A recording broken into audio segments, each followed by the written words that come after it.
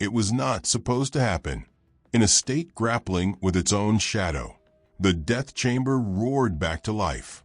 One by one, condemned men, some forgotten, others infamous, stepped into a sterile room where decades of appeals, remorse, denial, and grief burst into finality. Florida's 9 executions in 2025 weren't just numbers. They were the final breath of evil, justice, and anguish, wrapped in stories that began with horror and ended in the most calculated of ways. But before we begin, pause. Subscribe to this channel if you believe these stories must be told and not forgotten. What drove each of these men to such crimes? Who were their victims? And what were their last words? In the next segments, we dive case by case, year by year behind bars, final meals, final moments. This is Florida's 9 executions in 2025. Welcome to Deadline Files. James Dennis Ford. On April 6, 1997, 25-year-old Gregory Malnory and his wife, 26-year-old Kimberly Malnory, set out for a fishing trip at a remote sod farm in southwest Florida, a trip from which they would never return. James Dennis Ford, a co-worker of Greg's at the farm, lured the couple to the secluded spot and then savagely attacked them. Greg was shot in the head with a .22 rifle, bludgeoned with an axe-like tool, and finally slit his throat. Kimberly was beaten, sexually assaulted, and fatally shot. The couple's 22-month-old daughter witnessed these horrors strapped in her car seat. She was found 18 hours later, dehydrated, covered in her mother's blood and insect bites, after workers discovered the gruesome scene the next day. Ford initially claimed he left the Malnorys alive and suggested someone else did it, but DNA evidence and the recovery of his rifle tied him irrefutably to the crime. In 1999, a jury convicted Ford and, by an 11-1 vote, recommended death by lethal injection. He would spend over 25 years on death row awaiting his fate. On February 13, 2025, 64-year-old James Ford was led to the Florida execution chamber, the state's first execution of the year. He offered no spoken final words. Strapped to the gurney, Ford declined to make a last statement when prompted, though he had prepared a short written message. Hugs, prayers, love. God bless everyone. At 6 p.m., the lethal drugs flowed, and Ford was pronounced dead at 6:19 p.m. after the 3-drug injection.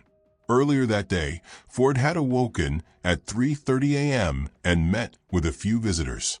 For his last meal, served that morning, he requested a hearty southern spread of steak, macaroni and cheese, fried okra, sweet potato, pumpkin pie, and sweet tea. Witnesses reported Ford lay still as the lethal injection was administered. Thus ended a decades-long saga, justice for Greg and Kim, in the words of their family, finally delivered after 28 years.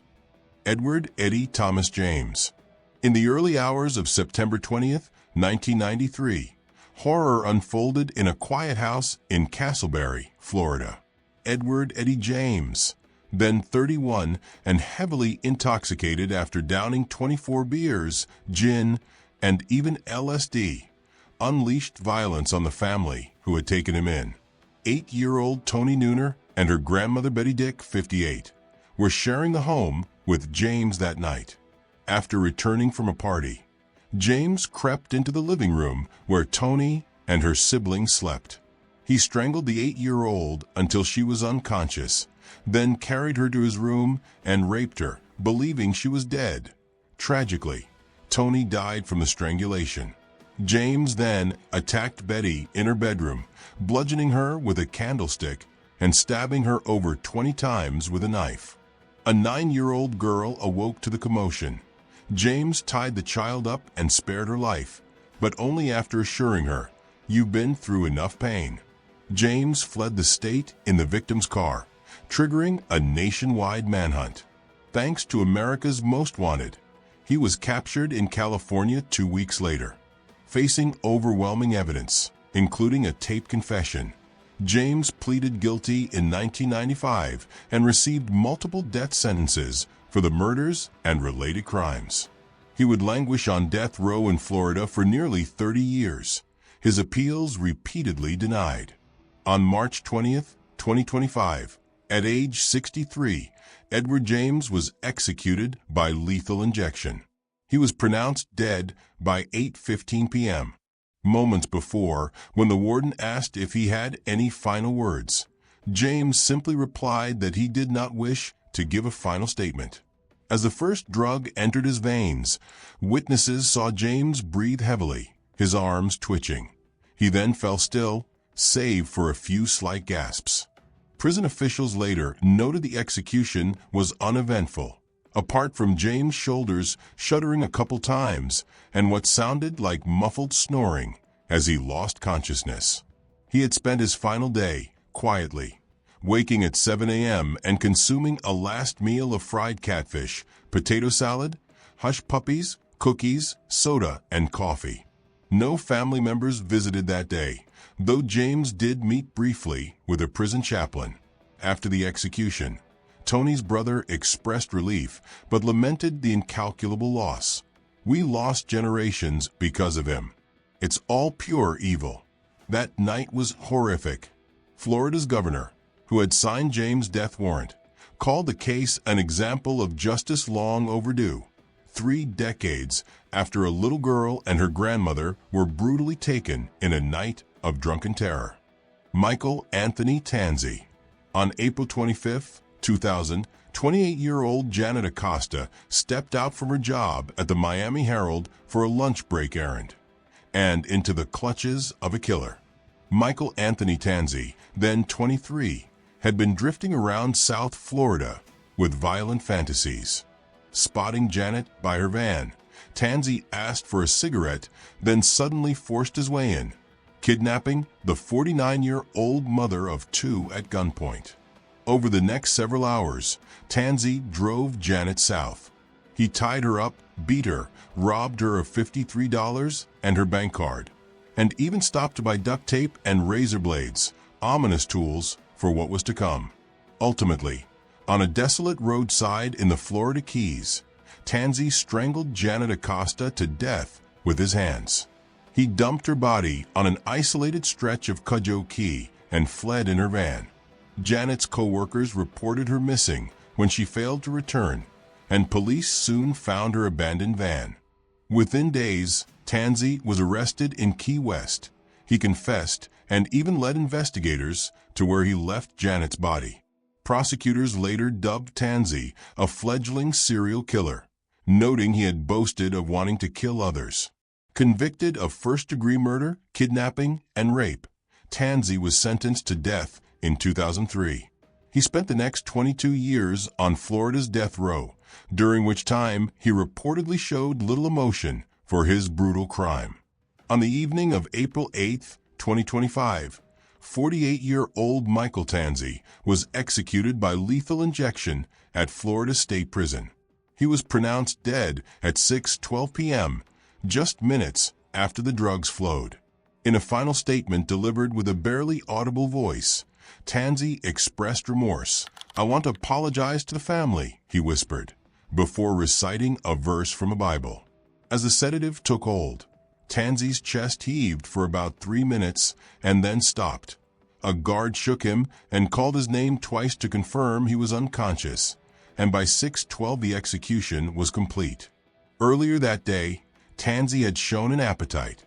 For his last meal, he'd requested a mix of comfort foods, a pork chop, bacon, corn, ice cream, and a candy bar. Officials noted he spent his final hours compliant and in good spirits, meeting quietly with a spiritual advisor that morning. Janet Acosta's relatives witnessed the execution, watching silently as the man who killed their beloved mother and sister took his last breath. "It's done, justice for Janet happened," her sister Julie said afterward, describing a lighter heart as 25 years of waiting finally came to an end. Jeffrey Glenn Hutchinson. Jeffrey Hutchinson was a decorated Gulf War veteran and the perpetrator of one of Florida's most heinous family massacres. On September 11, 1998, in the town of Crestview, Hutchinson had a violent falling out with his live-in girlfriend, Renee Flaherty, 32. In a drunken rage, he left their house, where Renee's 3 young children also lived, telling a bartender he was pissed off after an argument. But within an hour, Hutchinson returned armed with a 12-gauge Mossberg shotgun. In an execution-style rampage, he shot each member of the family once in the head, Renee and her children Jeffrey 9, Amanda 7, and Logan 4, and even fired an extra blast into the little boy's chest. Immediately after, Hutchinson himself dialed 911 with a chilling confession. "I just shot my family." Police arriving at the scene found a horrifying tableau. Renee and 2 of the children sprawled dead in a bedroom, and Jeffrey's body in the living room where he had witnessed the others being killed. Hutchinson surrendered without resistance, hands still marked by gunpowder residue. At trial, his defense claimed PTSD and intoxication, even absurdly suggesting intruders were to blame. A jury convicted him in 2001 of 4 counts of first-degree murder, unanimously condemning him to die for the 3 children's deaths and giving him life in prison for Renee's. Hutchinson spent 24 years on death row, during which his case drew notoriety as he unsuccessfully appealed on grounds of Gulf War syndrome and mental illness. On May 1, 2025, Florida carried out Hutchinson's death sentence. The 62-year-old was executed by lethal injection and pronounced dead at 8:15 p.m. He declined to make any final verbal statement. According to witnesses, when the warden asked for his last words, Hutchinson simply shook his head, though as the drugs were administered, he mumbled quietly to himself while his legs trembled on the gurney. Within minutes, he stopped moving. Family members of Renee and her children looked on, some in tears, as the man who destroyed their lives slipped into silence. Prison officials later noted that Hutchinson's last meal had been a surf and turf feast. He dined on salmon, mahi-mahi, asparagus, a baked potato, and iced tea on the evening of his execution. In his final hours, he also met with a spiritual advisor. Hutchinson's only audible remark during the execution was one of apparent gratitude. He thanked the state for not making him grow old behind bars. "Thank you for not letting me spend the rest of my life in prison," he said when asked if he had any last words. After decades of claiming innocence, despite his 911 confession, the once proud Army Ranger met his end with a strange mix of defiance and relief. For the victims' relatives, the execution closed a horrifying chapter. He was finally brought to justice today, Renee's family said, noting that while nothing could bring back their loved ones, there was solace in knowing the man responsible paid the ultimate price. Glenn Edward Rogers, dubbed the Casanova Killer for his charm and the string of women he was suspected of killing, Glenn Rogers spent years on death row as one of the country's most notorious suspected serial killers. In 1995, Rogers was a drifter who left a trail of violence across multiple states. He was convicted in Florida of the murder of Tina Marie Cribbs, a 34-year-old mother of 2 he met at a Tampa bar on November 5, 1995. Rogers lured Tina to a motel, where he stabbed her to death in the bathroom, leaving her body in the bathtub and stealing her car. He then fled the state. A week later, police caught up to Rogers in Kentucky, finding him driving the victim's car and still wearing a cowboy hat he'd bought with her money. By then, Rogers had also killed a second woman, Sandra Gallagher, in California, for which he received a separate death sentence. Rogers boasted to authorities that he had murdered 70 women coast to coast, though only Tina and Sandra's murders were confirmed. He even infamously claimed to have killed O.J. Simpson's ex-wife Nicole Brown, a sensational story later debunked by police. In Florida, Rogers was sent to death row in 1997. He became the subject of books and documentaries, including My Brother the Serial Killer, which explored the depths of his violence and the questions that lingered about other possible victims. He spent 28 years on death row awaiting execution. On May 15, 2025, at age 62, Glenn Rogers was executed by lethal injection at Florida State Prison. He was pronounced dead at 6:16 p.m. True to his flamboyant character, Rogers used his final moments to deliver a message, not of apology to victims, but of personal thanks and cryptic promises. In his last statement, Rogers first thanked his wife, a woman he had married while on death row, for her love and her visit that day. Then he said, "In the near future, your questions will be answered," offering no further explanation. Finally, Rogers looked straight ahead and addressed the political realm. "President Trump, keep making America great. I'm ready to go." Those were his final words before the execution began. He lay quietly as the lethal drugs took effect, showing no obvious distress. Earlier that day, Rogers had awoken at 3:45 a.m. and enjoyed a last meal of pepperoni pizza, chocolate, and soda, a menu more befitting a casual night than a condemned man's final request. He declined a spiritual advisor, spending his last hours with his new wife instead. Rogers' execution marked the fifth in Florida. For the family of Tina Cribbs, it ended a 30-year wait for justice.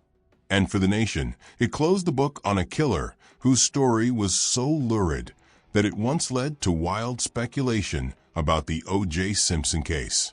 He claimed many things, one investigator said, but in the end, he died for what we could prove.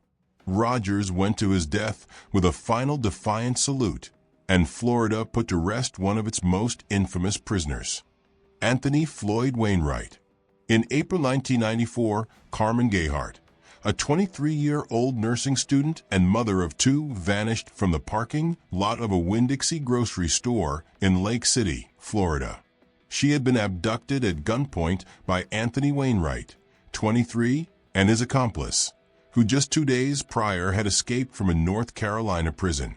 Wainwright and his partner, Richard Hamilton, fled south in a stolen car, and when it broke down in Florida, they decided to carjack another vehicle, tragically crossing paths with Carmen as she left the supermarket with groceries. Carmen's children waited at daycare for a mother who never came. Within hours of the abduction, Wainwright and Hamilton took Carmen to a remote wooded area. There, Wainwright raped the young mother and then shot her in the head, leaving her lifeless body in the woods of Hamilton County, Florida. They sped off in her car, but were caught days later after a high-speed chase and shootout in Mississippi. At trial, a jury convicted Wainwright of murder, kidnapping, robbery, and sexual battery. In 1995, they unanimously recommended a death sentence, which the judge imposed. For nearly 30 years, Carmen's family fought through waves of appeals, all while remembering a vivacious young woman whose life was brutally cut short. "It's been 31 years of pain," her sister Maria said, "but we never forgot Carmen or gave up on justice." On June 10, 2025, Florida executed 54-year-old Anthony Wainwright by lethal injection. He was pronounced dead at 6:22 p.m. after a brief 12-minute procedure. Wainwright chose to forego any special last meal. Prison officials said he declined a final meal altogether, having eaten standard prison fare earlier in the day. In the death chamber, Wainwright also opted not to speak directly. Instead, he handed his spiritual advisor a crumpled handwritten letter to read as his final statement. The words revealed a bitter and unrepentant man. "The court system is broken, especially in Florida. They will continue to murder if we continue to let it happen," the statement read, condemning his execution as state-sanctioned murder. He pointedly blamed one of his longtime appellate attorneys by name, calling him Florida's worst attorney. Yet Wainwright's message also turned personal, addressing Carmen's family and his own loved ones. "To the family of Carmen Gayhart, I hope my death brings you peace and healing," he offered, though without directly admitting guilt. And to his wife-to-be, Samantha, a British pen pal he'd fallen in love with, Wainwright professed eternal devotion. "My beautiful wife, you are the love of my life. Love is stronger than death, and I know our love will last for eternity," he wrote. "I'm excited to join you in England, my love, my home, where I belong." In closing, he quoted the Princess Bride, "Death cannot stop true love. All it can do is delay it for a while." Those romantic but defiant words hung in the air as the execution proceeded. Witnesses described Wainwright's shoulders shuddering a couple of times when the drugs hit, then a series of deep breaths before he went still. After his death was announced, Carmen's family spoke to the press. "Every single choice he made led us to this point," her sister Maria said firmly. For him, this was the ultimate consequence. In their eyes, justice delayed was not justice denied. The 31-year wait was over. Thomas "Tommy" Lee Gudinas. In the pre-dawn darkness of May 24, 1994, 27-year-old Michelle McGrath left Barbarella's nightclub in downtown Orlando and walked toward her car, but she never made it home. Thomas "Tommy" Lee Gudinas, age 20, was loitering near the club after a night of drinking with friends. As Michelle headed out around 3 a.m., Gudinas stalked her. Another woman later reported that Gudinas had chased and threatened her that same night in the parking lot, and now Michelle tragically became his target. Gudinas attacked, raped, and murdered Michelle in a nearby alley, beating her viciously and leaving her with fatal head trauma. A school maintenance worker found Michelle's half-nude body beside an elementary school that morning. The victim had been sexually assaulted and brutalized, evidence of a truly heinous crime. Witnesses soon came forward. The school employee recalled seeing a man fleeing the area, and a composite sketch led to Gudinas. Friends of Gudinas even admitted he'd been at Barbarella's that night and left alone around closing time. Within months, Gudinas was convicted of first-degree murder and sentenced to death in 1995. For the next 30 years, he sat on death row, filing appeals that argued he suffered from mental illnesses, appeals all rejected by the courts. On June 24, 2025, at age 51, Thomas Gudinas was executed by lethal injection, making it Florida's 7th execution of the year. He was pronounced dead at 6:13 p.m., only minutes after the lethal drip began. When the curtain was drawn open at 6 o'clock, witnesses saw Gudinas already strapped down with an .4 in his arm. Asked for any last words, Gudinas spoke softly, but his words were inaudible to those in the viewing room. A spokesman for the governor later revealed that Gudinas expressed repentance and mentioned Jesus in his final statement, a last-minute confession of sorts. As the execution proceeded, observers noted Gudinas's eyes rolling back and slight chest convulsions. His face gradually lost color, and then he went completely still. The prison warden declared the sentence carried out, and the chamber was closed. Gudinas had spent his final afternoon with only one visitor, his mother, and declined a meeting with any spiritual advisor. For his last meal, served earlier that day, he chose a simple comfort menu: pizza, French fries, and a soda.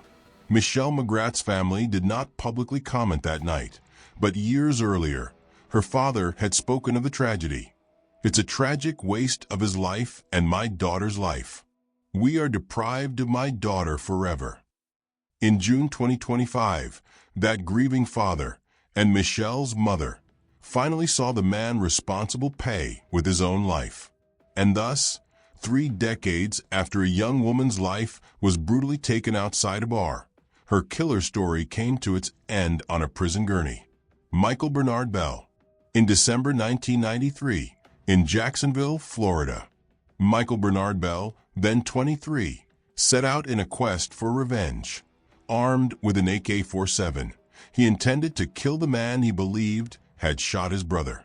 Instead, he made a tragic mistake. He recognized the car, now owned by Jimmy West, not the suspect, and opened fire as West exited a bar with two women. Jimmy West, 22, was killed instantly. Tameka Smith, 18, was hit multiple times and died en route to the hospital. A third woman ducked and survived the barrage of bullets sprayed toward patrons leaving the club. Bell calmly drove to his aunt's house afterward and told her, "Theodore got my brother, and now I got his brother," convinced he'd carried out his vendetta. At trial in 1995, Bell was convicted of 2 counts of first-degree murder for West and Smith's deaths, and later of 3 other homicides: his mother's boyfriend and a woman and her toddler, earning 2 death sentences and multiple concurrent prison terms. He spent roughly 30 years on death row, enduring every appeal and post-conviction challenge. Even court citing overwhelming evidence rejected his final appeals. On July 15, 2025, at age 54, Bell was executed by lethal injection at Florida State Prison. He was pronounced dead at 6:25 p.m., making it the 8th execution in Florida. At 6:30 a.m. that morning, he woke and ate his last meal, an omelet, bacon, home fries, and orange juice, before meeting with a spiritual advisor, with no other visitors. When the warden asked if he had any final words, Bell looked up and said calmly, "Thank you for not letting me spend the rest of my life in prison." He lay alert as the chemicals entered his arm. Witnesses describe him watching the ceiling, breathing heavily for a minute, then closing his eyes. 2 minutes into the injection, his limbs went still, and by 6:25 p.m., he was declared dead. Edward James Ed Zakrzewski, II. In the Panhandle community of Mary Esther, Florida, the Zakrzewski family seemed like the picture of success, but behind closed doors, their marriage was crumbling. By early 1994, Edward Ed Zakrzewski, an Air Force weapons technician, and his wife Sylvia, 34, were heading for divorce. On June 9, 1994, Ed Zakrzewski made a deadly decision to stop that from happening. During his lunch break, he went out and purchased a machete. That evening, after Sylvia returned home and was sitting in the living room, Ed ambushed her. He bashed his wife in the head with a crowbar, then strangled her with a rope until she went limp. He next turned the machete on their 7-year-old son, Edward Jr., brutally hacking the boy to death. Finally, in the bathroom, Ed cornered 5-year-old Anna, their daughter, and struck her repeatedly with the blade, killing her as well. The violence was extreme. Forensic examiners later testified Sylvia sustained a fractured skull and at least 8 machete wounds, and that little Anna likely witnessed her brother's death before she was killed. In Ed's warped mind, he later claimed he thought he was sparing his children from a life of pain. In reality, it was vengeance of the most horrific sort. After slaughtering his family, Zakrzewski fled.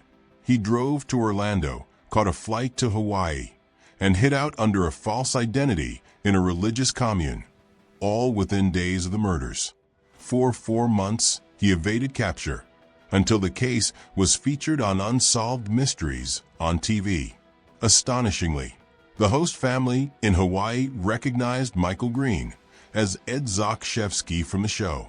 The very next day, October 15, 1994, Zakrzewski surrendered to local police without incident. Back in Florida, he pleaded guilty to 3 counts of first-degree murder in 1996. A jury recommended death for Sylvia's and Edward Jr.'s murders by votes of 7-5, and a life sentence for Anna's, 6-6 vote. A bold judge overrode the life recommendation and imposed a 3rd death sentence for Anna's murder, noting this court cannot imagine a more heinous or atrocious way of dying. Zakrzewski showed no emotion as he was sent to Florida's death row in 1996, where he remained for 29 years with virtually every appeal rejected. On July 31, 2025, Florida carried out the long-delayed execution of 60-year-old Edward Zakrzewski, the state's 9th execution of the year. Zakrzewski was administered a lethal injection and pronounced dead at 6:12 p.m. at Florida State Prison. His final words were as shocking as the crimes that put him there. Once the curtain was raised for witnesses, Zakrzewski looked around and delivered a bitter, ironic tirade. "I want to thank the good people of the Sunshine State for killing me in the most cold, calculated, clean, humane, efficient way possible. I have no complaint." He spoke with a clear, almost sarcastic tone before falling silent. Those words, thanking Florida for his own execution, stunned many in the chamber. The three-drug cocktail then flowed, and Zakrzewski remained still on the gurney except for a few slight movements. He was declared dead moments later. Earlier that day, he had risen at 5:15 a.m.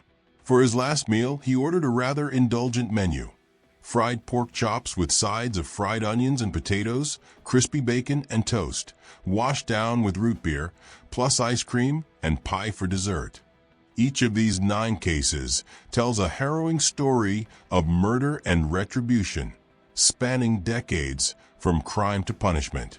In 2025, Florida's death chamber was unusually active, as the state carried out more executions than it had in any year since the 1970s.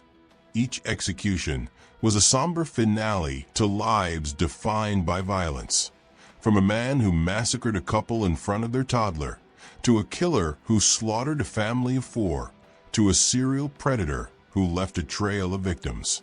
Their last meals range from lavish platters of fried seafood and sweets to simple comfort food, and one declined the ritual entirely. Their final words ran the gamut as well. Some chose silence or a simple no thanks. Others offered apologies and prayers, while one brazenly praised a politician and another bitterly mocked the state's humane killing of him. For the families left behind, these executions brought a measure of closure after so many years. As Florida's executioner worked overtime in 2025, the witnesses to each death could only hope that the last breaths of these 9 killers might finally allow the first breaths of peace for those who had suffered for so long.